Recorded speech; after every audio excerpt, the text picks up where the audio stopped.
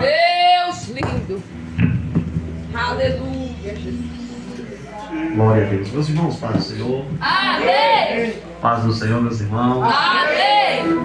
Quem está feliz com Jesus? Glória a Deus. Glória a Deus. Queridos irmãos, abra a sua Bíblia, por gentileza. Na primeira carta de João, conhecida também como a primeira epístola de João,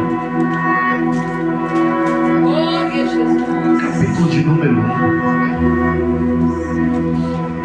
a partir do versículo de número 5.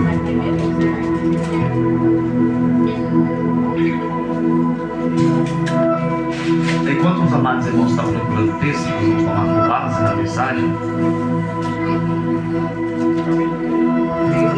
Eu quero aqui, primeiramente, agradecer a Deus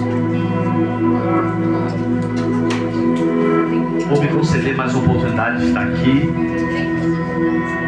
Eu já não me considero mais visitante, mas eu me considero da casa, porque já tem um tempo que eu ministro aqui. Então eu agradeço a Deus por essa oportunidade e também agradeço o pastor, meu amigo, né? Eu chamei de Denga. Eu sei que vocês conhecem também por Denga, né? Grande amigo meu, por ter me convidado para aqui ministrando. Dessa vez não veio só eu e minha esposa, veio acompanhada também uma bênção, que é o nosso neném. Nós não sabemos ainda se é menino ou menina, mas eu, como um bom pai, eu quero um menino, né? Se viu uma menina, vem, profetinha para ensinar a pregar, né? Tá ali o presbítero Rubens, meu amigo, congreguei com ele muito tempo, aprendi muito com esse homem de Deus, bem feliz em te ver. Tá ali meu amigo, tá ali sentadinho no torneio dele, segurando o filho do colo, pregador ali também. Misael, chamar ele de tocha, de trovão, agora. Irmãos, o texto bíblico está na primeira carta, na primeira epístola de João, capítulo de número 1, a partir do versículo de número 5. Zedequias também está aqui, marcando presença. Está bonito demais, né, rapaz? Vai casar já, né? Tô vendo aliança ali no dedo. Glória. Noivou e não falou nada comigo, né? Glória a Deus. Primeira carta de João, capítulo de número 1, a partir do versículo de número 5 até o versículo de número 10.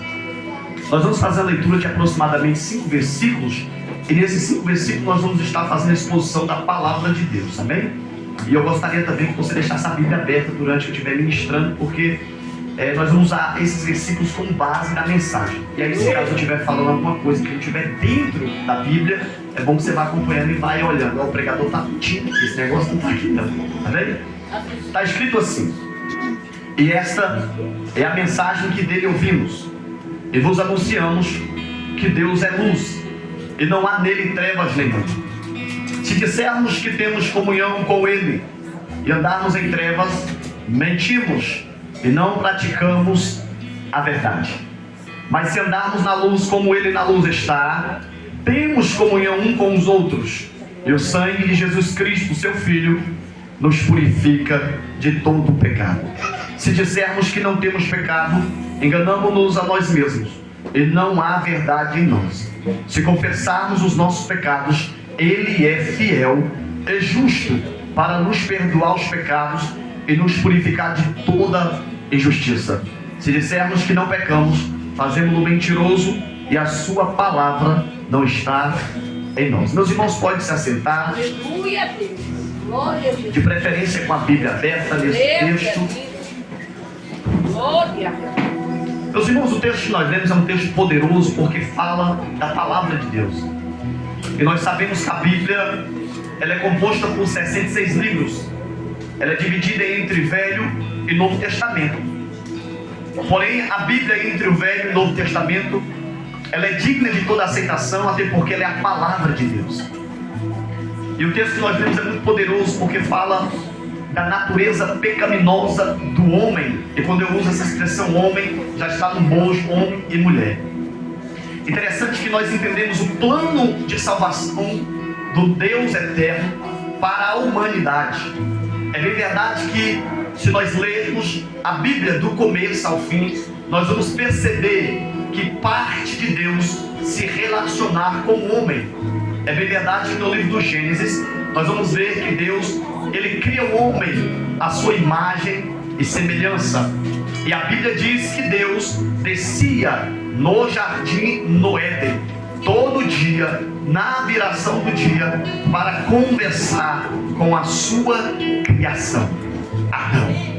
Interessante que a Bíblia diz que Adão até aqui era um homem, era uma pessoa santa, porque ainda não conhecia o pecado, andava na obediência à palavra de Deus.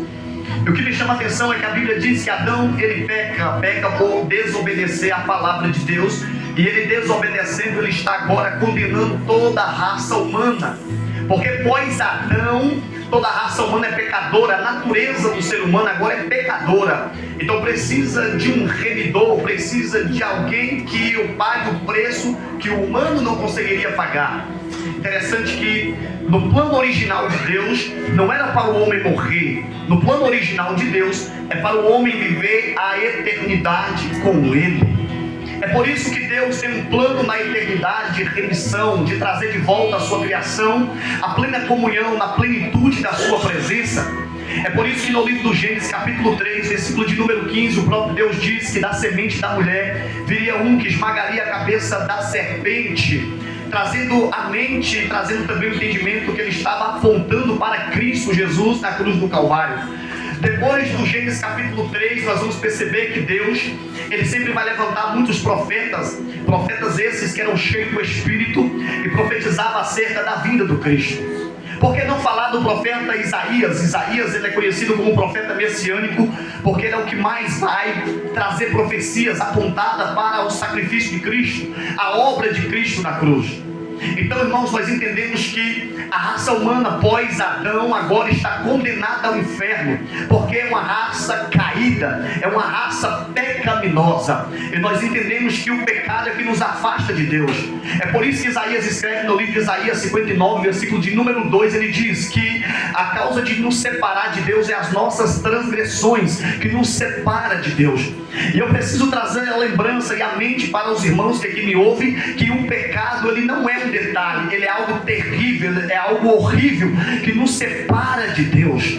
E você sabe que nos separar de Deus é o mesmo que estar morto. Por isso que no livro de Hebreus, capítulo 6, versículo de número 23, está escrito que o pecado, que o salário do pecado é a morte. Então, nós morremos porque pecamos, e se nós morremos nos nossos pecados, nós não temos direito à salvação. Por isso que Jesus vem, ele passa pelo processo doloroso, a via dolorosa, ele escolhe 12 discípulos, esses 12 discípulos posteriormente se tornariam apóstolos, e entre esses 12 discípulos que seriam apóstolos, João, o discípulo a quem Jesus amava, vai ser entre aqueles 3 discípulos que tinham mais intimidade com Cristo, aqueles 3 discípulos que tinham mais proximidade com Jesus.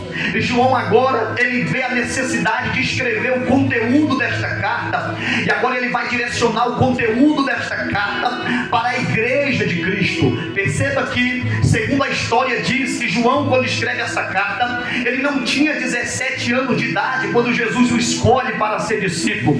A história diz que João, quando ele escreve esta carta, vai ser entre o ano 70 e 100 anos depois de Cristo. Isso quer dizer que João, ele tinha aproximadamente entre 118 a 117 anos de idade. Então não era um menino na fé, era alguém que tinha experiências boas e experiências ruins na vida cristã, mas era alguém também que tinha maturidade, que todas as coisas contribuíam para o bem daqueles que amavam a Deus. Então João agora, quando ele tem essa maturidade na fé em Cristo Jesus, ele acha a necessidade de escrever esta carta, a qual nós lemos aqui na palavra de Deus, e ele direciona essa carta para a igreja de Cristo. Irmãos, atente atenção, por gentileza. Se nós abrirmos a Bíblia nas cartas, nós vamos perceber que na maioria das cartas tem um endereço para onde ela vai. Porém, essa epístola que João escreve, esta carta que João escreve, ele não endereça a nenhum endereço no sentido de igreja local. É por isso que, se nós lermos a epígrafe do texto, nós vamos perceber que esta epístola é conhecida como epístola universal. Por quê? Porque universal, porque era uma igreja, toda a igreja de Cristo, para uma igreja de Cristo, não uma igreja local. Então o conteúdo desta carta é para a igreja de Cristo. Não é só a igreja do seu tempo, mas a igreja de Cristo Jesus. É aquelas pessoas que foram alcançadas pela graça de Cristo e agora uniram-se às pessoas e se torna a igreja de Cristo. Irmão, isso aqui é lindo, porque João, quando escreve o conteúdo dessa carta, ele vai deixar bem claro no versículo de número 5. E você que abriu a Bíblia, está com a Bíblia aberta, você vai perceber que João vai deixar bem claro que essa mensagem não era dele. Ora, João, ele é o mensageiro de Cristo, porém ele está deixando bem claro: esta não é a minha mensagem. O conteúdo dessa carta não é ideia de João.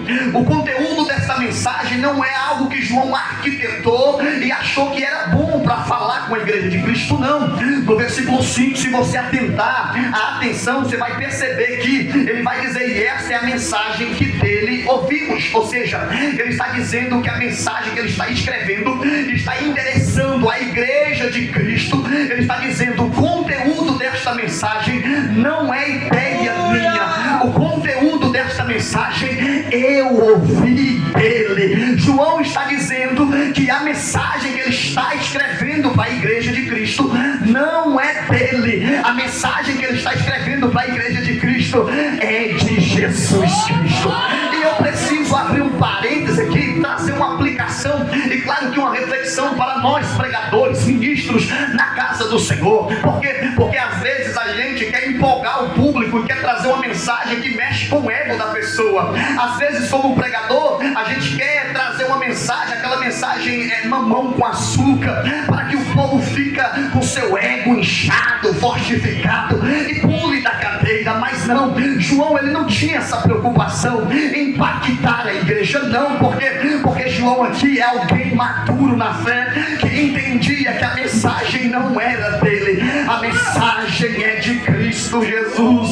E quem é ministro de Cristo Jesus, ele não prega o que ele quer, ele não ensina o que ele quer, ele não canta o que ele quer, ele não vai onde ele quer. Quem é ministro de Jesus Cristo, ele prega o que a Bíblia diz para pregar. Quem é ministro de Jesus Cristo, ele canta o que a Bíblia diz que é para cantar.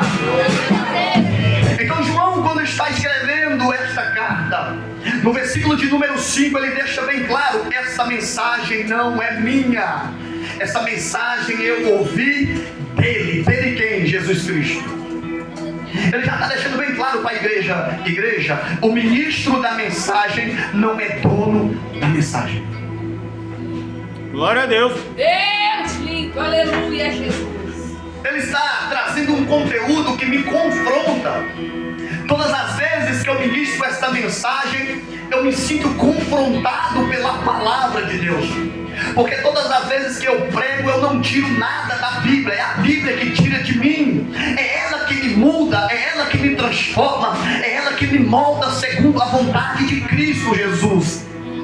E João aqui é alguém maduro na fé, e ele agora começa a narrativa da mensagem, da carta, e ele vai dizer o seguinte: esta é a mensagem que dele ouvimos. Quando ele fala que essa mensagem que dele ouvimos, ele está dizendo: ó, a mensagem que eu estou escrevendo não é minha, o conteúdo da carta é de Cristo, eu sou apenas um mensageiro. Eu estou endereçando essa carta, este conteúdo, essa mensagem para a igreja de Cristo. Irmãos, esta mensagem não é para ímpios, essa mensagem é para quem é igreja de Cristo Jesus. Então essa mensagem é para mim, essa mensagem é para você, porque eu sei que você é igreja de Cristo. E qual é a mensagem, Luciano? Vou entrar agora, eu fiz esse rodeio todo só para ganhar tempo. Glória a Deus. Percebe isso aqui? Olha o conteúdo da mensagem: e vos anunciamos que Deus é luz, e não há nele trevas nenhuma. Quando João está dizendo que Deus é luz, ele está trazendo uma mensagem revelada da parte de Cristo. Quando ele usa essa expressão, Deus é luz, ele está dizendo para a igreja de Cristo que o Deus dessa igreja de Cristo é verdade. Quando ele usa essa expressão luz, ele está trazendo que Deus é verdade. O caráter de Deus não muda, ele é verdade sempre, para toda a eternidade. Um dos atributos de Deus é que ele é imutável.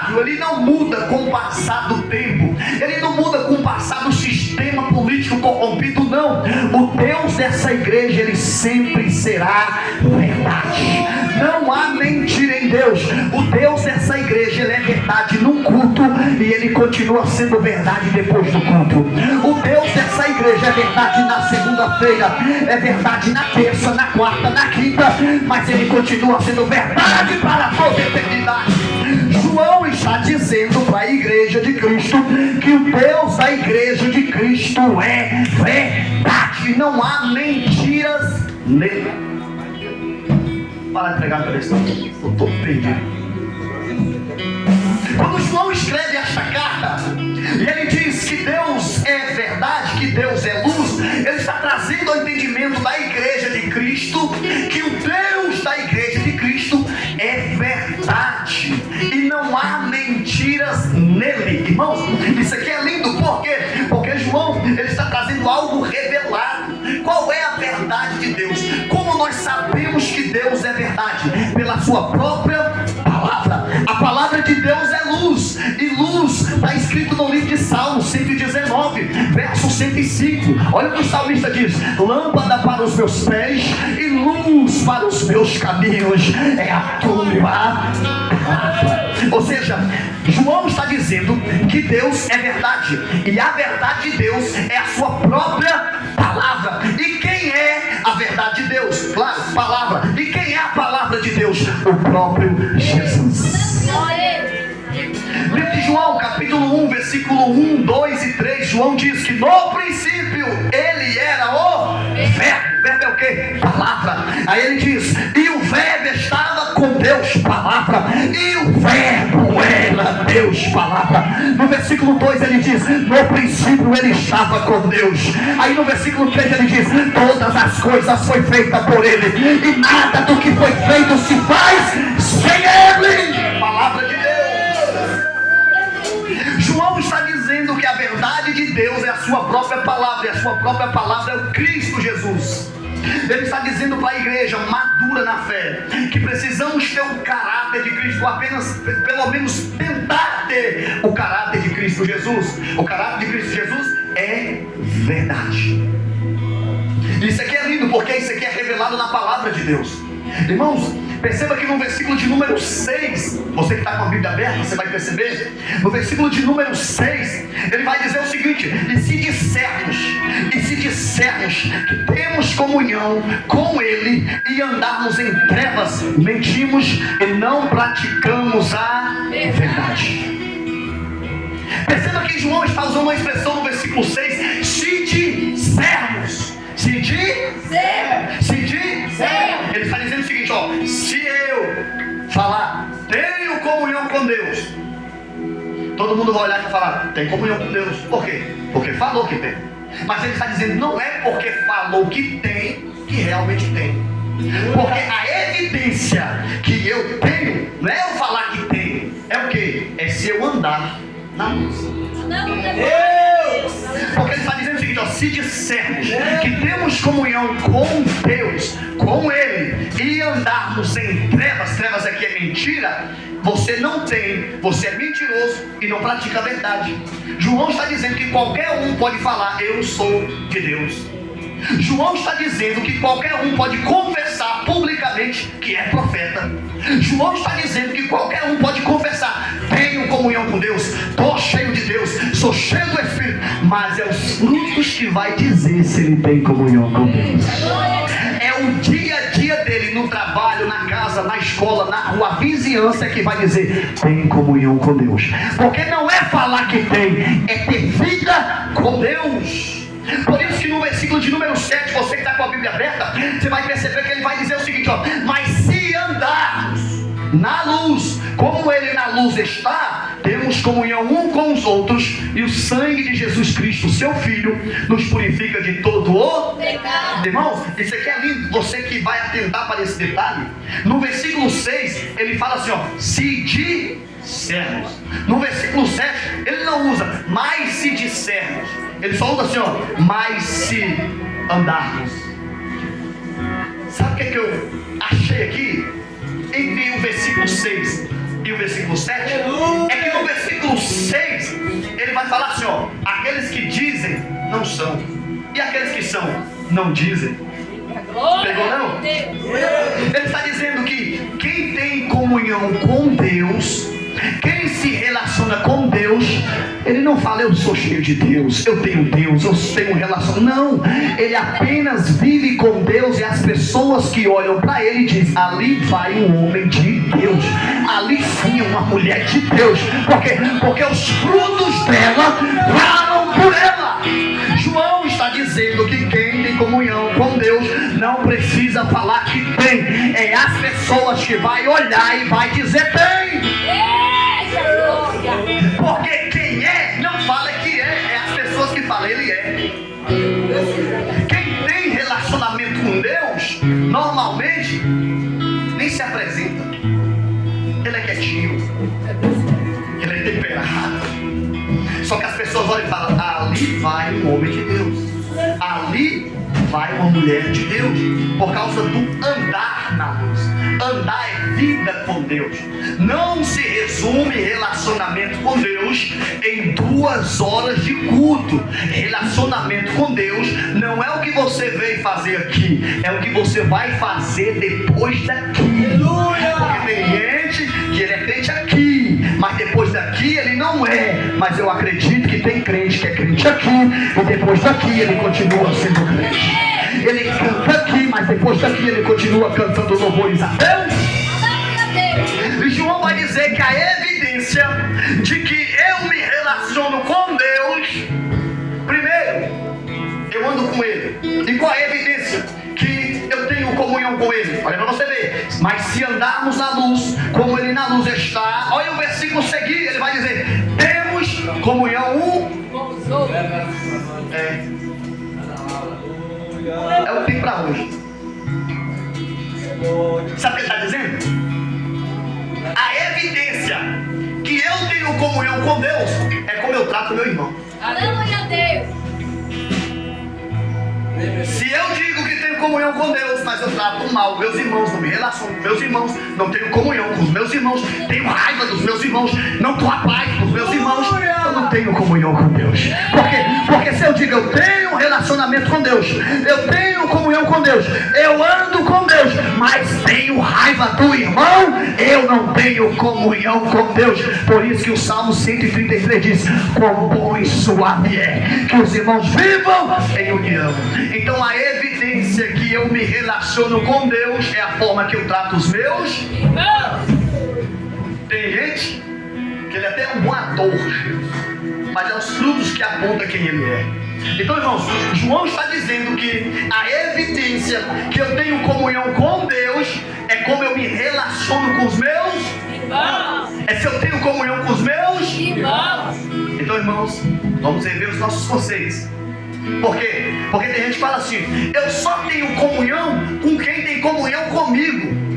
E não é isso que João está dizendo. João está dizendo que a evidência que você tem comunhão com Deus é mesmo aquela pessoa que não quer comunhão com você, mas você diz: a paz do Senhor, meu irmão. E isso não é falsidade, isso é o Espírito de Deus na sua vida. Ele não quer comunhão, o problema dele, você quer comunhão.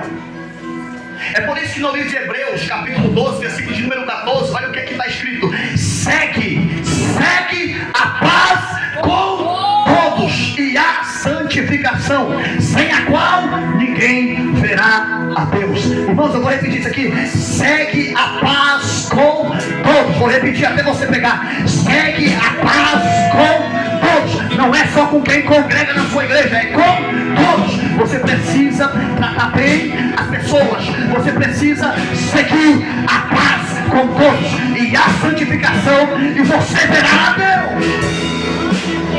João está dizendo que a evidência de quem é salvo, de quem tem comunhão com Deus, ele se relaciona com as pessoas, ele tem comunhão com as pessoas gostam de estar perto de você. Agora já viu aquele crente assim que quando chega fala: ih, meu Deus, é fulano, bora. O crente julgador, o crente só chega para apontar: você vai para o inferno e eu vou para o céu.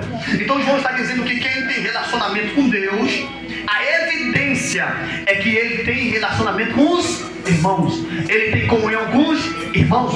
E o bom é que quando João ele fala essas características de quem tem tem relacionamento com Deus, ele tem comunhão com os irmãos, ele vai dizer que, mediante tudo isso, ainda é necessário o sangue de Jesus Cristo, o Filho de Deus, nos purificar de todo o pecado. Por que, Luciano? Porque ele está falando o seguinte: olha, por mais que nós somos cristãos, por mais que nós temos relacionamento com Deus, temos comunhão com os irmãos, mas a nossa natureza ainda é pecaminosa. Nós ainda precisamos de perdão.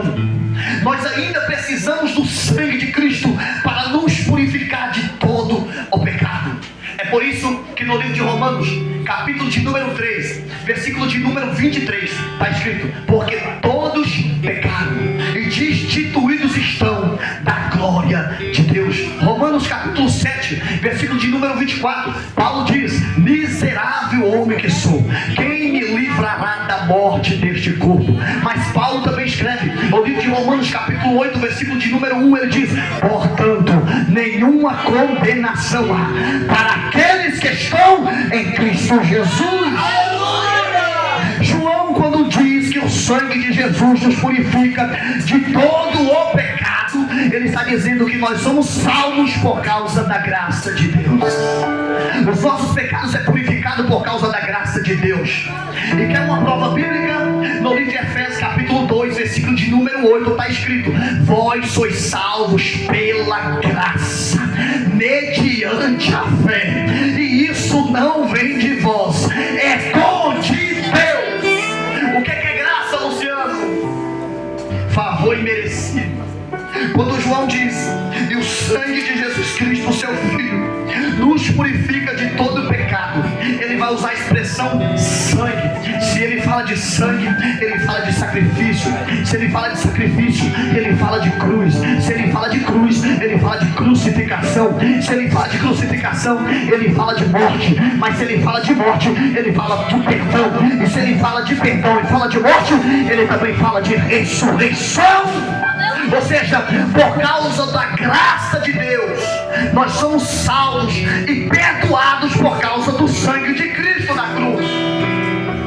Porque nós não merecemos ser salvos, nós não merecemos o perdão de Deus, mas por causa do livro de João, capítulo 3, versículo 16, onde está escrito: porque Deus amou o mundo de tal maneira que enviou o teu Filho unigênito para todos aqueles que nele crê, não pereça, mas tenha vida eterna. Quem tem vida eterna em Deus? Quem tem vida eterna por causa da graça de Deus? Eu não sou de fazer isso não, já fiz muito, mas deu uma parada. Mas faz aí, por gentileza, pega na mão desse irmão e fala: Jesus te salva. Não é porque você merece, é por causa do amor de Deus revelado nele, é por causa da graça dele. E se você foi alcançado pela graça, eu não vou pedir para dar glória, eu não vou pedir para falar em línguas, eu não vou pedir para falar. Mas se você foi alcançado por esta graça, abra a boca e adora ele. Seja grato à salvação de Cristo Jesus. Salvação não é por merecimento, salvação é por causa do amor de Cristo Jesus. Sabe o que Isaías diz? No livro de Isaías, capítulo 53, versículo de número 5, Isaías diz que por causa das nossas transgressões ele foi ferido, ele quem? Jesus. E por causa das nossas iniquidades ele foi moído, e o castigo que nos trouxe a paz estava sobre ele, e pelas suas pisaduras fomos sarados. Porque o pecado é uma doença, e o antídoto do pecado é o sangue de Cristo Jesus. Então não é porque mereço, não é porque eu sou bom, é porque a graça de Deus me alcançou na cruz. É porque eu não resisti a esta graça. Quando eu ouvi a mensagem do Evangelho, o Espírito veio e me trouxe ao arrependimento. E olha você aqui, uma nova criatura, uma pessoa que entendeu o Evangelho, uma pessoa que entendeu que é salvo pela graça. Isso aqui é lindo, irmãos, porque João está escrevendo essa carta para a igreja de Cristo. E João está dizendo que a igreja de Cristo tem muitos problemas, porque são um aglomerado de pessoas pecadoras. Mas a diferença do cristão que se relaciona com Deus para o ímpio é porque o ímpio peca segunda-feira, terça-feira ele quer pecar de novo, quarta-feira ele está embaraçado de pecado, quinta-feira você não acha ele está atolado no lamaçal do pecado, e ele gosta disso. Mas o cristão não. O cristão peca hoje mesmo. Ele fecha a porta do quarto e vai orar, e vai pedir perdão, Senhor, me perdoa, Deus, me faça uma nova criatura, me traga para o relacionamento contigo de novo. Por quê? Porque a natureza dele é pecaminosa, mas há uma natureza divina nele, que é a natureza do Espírito Santo. Então a igreja de Cristo, ela se arrepende dos seus pecados, ela erra, mas a igreja que está em Cristo, ela também reconhece que errou. Ela confessa para Cristo que é fraco, ela confessa para Cristo que é falho, e Cristo perdoa por causa da graça e da misericórdia. E a igreja de Cristo não está sozinha, porque o Espírito de Deus está na igreja. Irmãos, quando eu falo igreja, eu não estou falando de paredes, eu estou falando de você. O Espírito de Deus está em você. Quer uma base bíblica? Paulo diz no livro de Filipenses, capítulo 1, versículo de número 6, ele diz: tenho por certo que aquele que em vós começou a boa obra é fiel para aperfeiçoá-la até o dia do nosso Senhor Jesus Cristo. O Espírito Santo está em você fazendo uma boa obra, e essa boa obra não é aquele hino de, acho que é Valessa Maísa, não sei o nome dessa mulher, porque eu também nem sigo, aquele hino que fala assim: quem começou a boa obra é fiel para terminar, não risque nada do papel. Não, pera, se vai riscar do papel, a obra não é de Deus, então é sua. Não é essa obra. A obra do Espírito é santificar a igreja para o arrebatamento. O Espírito Santo está santificando você. O Espírito Santo está moldando a sua natureza. Às vezes você agora tem reações e ações que você não tinha antes, mas hoje você pensa diferente, hoje você age diferente. Não é porque você é bom, é porque o Espírito de Deus está fazendo essa obra em você. Para que essa obra, Luciano? Termina aqui. Para que essa obra? O arrebatamento da igreja. Eu costumo dizer em algumas igrejas que quando a gente fala de arrebatamento, as pessoas ficam meio tristes. E a igreja de Cristo não fica triste quando fala de arrebatamento. Porque Jesus falou sobre o arrebatamento. Jesus pregou sobre a sua volta. O tema central da mensagem de Cristo é que ele iria voltar. No livro de João, capítulo 14, versículo 1, 2 e 3, Jesus, percebendo a tristeza no coração dos discípulos, Jesus vai chamar os discípulos, que era a igreja, que agora somos nós. Jesus vai olhar para os discípulos e vai dizer: não vos turbe o vosso coração, credes em Deus, credes também em mim. Ele vai dizer: na casa do meu pai há muitas moradas, e se não fosse assim eu não vos teria dito, irei preparar-vos lugar, e voltarei outra vez. E dessa vez que eu voltar, eu não vou subir para o Pai sozinho, eu vou levar vocês comigo, e aonde eu estiver, estarás a minha igreja comigo. Jesus está falando do arrebatamento para os discípulos. Aí Paulo vem no livro de 1 Tessalonicenses, capítulo de número 4, versículo 16, 17, 18. Ele diz: porque o mesmo Senhor descerá do céu com alarido e voz de arcanjo e trombeta de Deus, e aqueles que morreram em Cristo ressuscitarão primeiro. Depois nós que estivermos vivos, igreja de Cristo, seremos transformados e seremos arrebatados para os ares ao encontrar o nosso Senhor. Paulo está falando de arrebatamento. E no versículo de número 18, 1 Tessalonicenses capítulo 4, versículo 18, ele diz: portanto, olha ele falando para a igreja, consolai-vos uns aos outros com esta palavra. Ou seja, falar de arrebatamento para a igreja é consolo para a igreja. O Espírito Santo está te preparando para o arrebatamento. O Espírito Santo está fazendo uma obra em você.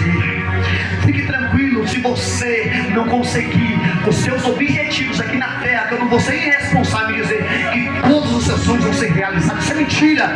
Mas uma coisa eu sei: se você está em Cristo, quando a trombeta soar, você será transformado e será arrebatado para o céu. Fica de pé, meu irmão. Fica de pé. Fala com esse irmão assim, ó: eu não posso te prometer que todos os seus sonhos vão se realizar, que você vai ser uma pessoa de sucesso, que você vai ser um grande empresário, que você vai ser famoso, até porque isso não foi o que Cristo prometeu. Mas uma coisa eu te prometo, baseado no que Cristo prometeu: Ele irá voltar para buscar uma igreja lavada pelo sangue. Ele irá voltar para buscar uma igreja cheia do Espírito. Ele irá voltar para buscar uma igreja que santifica. Ele irá voltar para buscar uma igreja purificada. Ele irá voltar para buscar uma igreja santificada. Ele irá voltar para te buscar. Se você tem a certeza nessa promessa, se você acredita que Cristo Jesus vai voltar para te levar, levanta a mão em nome de Jesus. Levanta a mão em nome de Jesus. Adora Ele nesta noite. Adora Ele, porque Ele é digno de glória. Ele é digno de adoração.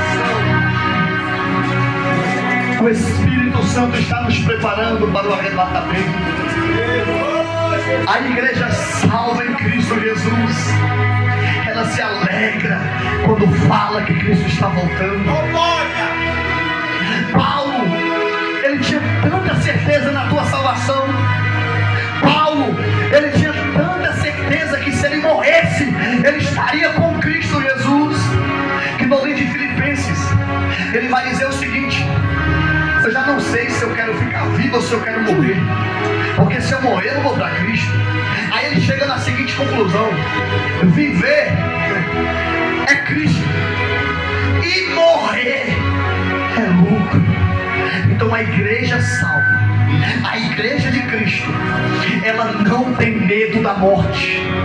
Ela não se aterroriza com a morte, até porque ela sabe que a morte é um veículo que vai levar ela para o céu.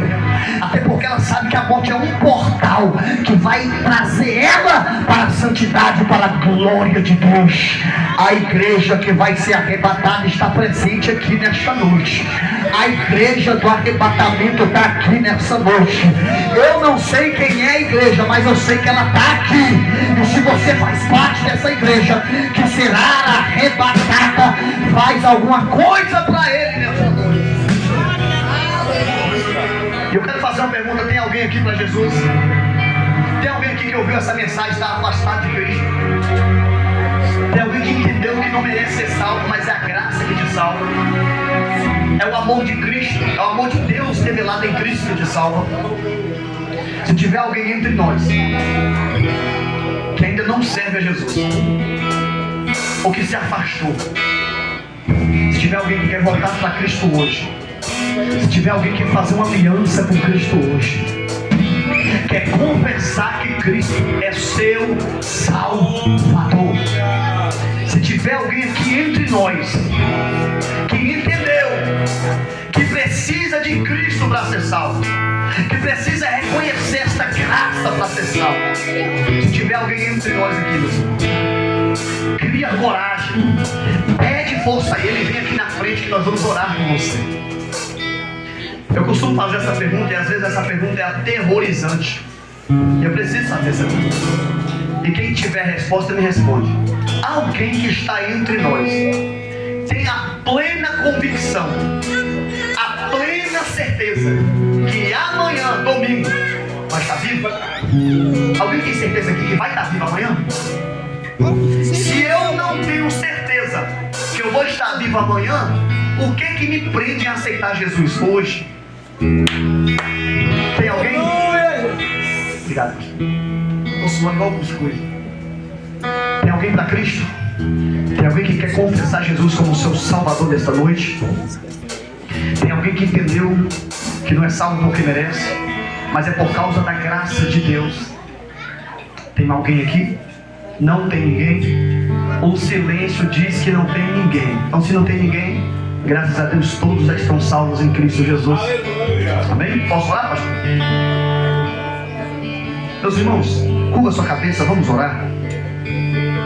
Enquanto nós fazemos essa oração, você que ainda não se decidiu a Cristo, você que está querendo ter uma nova vida em Cristo Jesus, você que já está cansado dessa vida terrena, você que não tem esperança depois da morte, para onde você vai, enquanto nós fazemos essa oração, a oportunidade está estendida para você aceitar a Ele. Feche teus olhos, curva sua cabeça, levante, pode louvar enquanto nós oramos. Querido Deus eterno, Pai, ó Deus, queremos agradecer, ó Pai, a tua graça e a tua misericórdia. Tu és santo, Senhor. Ó Deus, que o Senhor possa nos selar no teu Espírito Santo. Que o Senhor possa nos guardar, ó Pai, em meio às tribulações. Toma a tua igreja nas tuas mãos, Senhor. Deixa a tua igreja no teu Espírito, Pai. Salva os teus servos, salva os teus filhos, Senhor. Quebra todas as correntes malignas. Deus, manifesta o teu poder. Derrama a tua graça neste lugar. Deixa a tua presença, Pai. Queremos a tua presença. Precisamos do teu Espírito. Toma nas tuas mãos cada um que está. Estende as tuas mãos poderosas sobre a vida dos teus filhos. Vai dando livramento. Vai quebrando os teus. Trabalha no meio do Espírito. Salva as almas. É o que nós te pedimos. Tu és o Deus.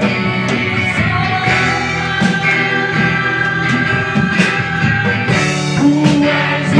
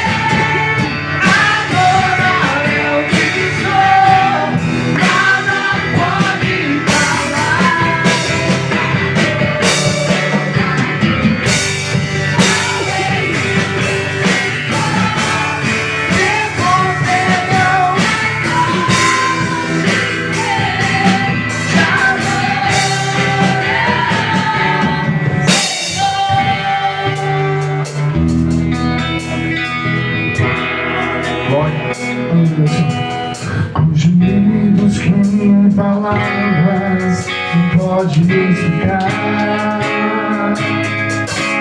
Me leva, Pai, as minhas intercessões.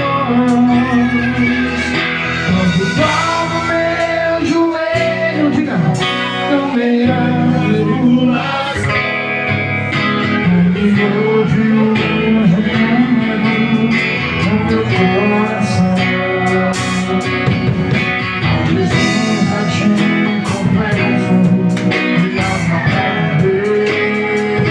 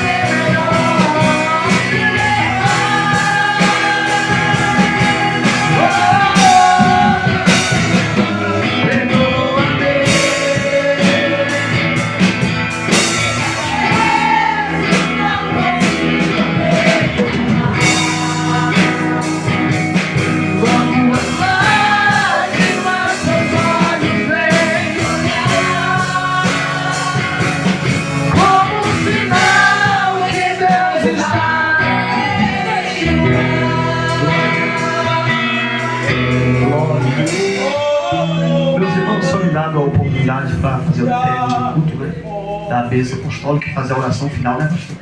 Pastor quer isso. Então, vamos fazer a oração final, a oração da fé.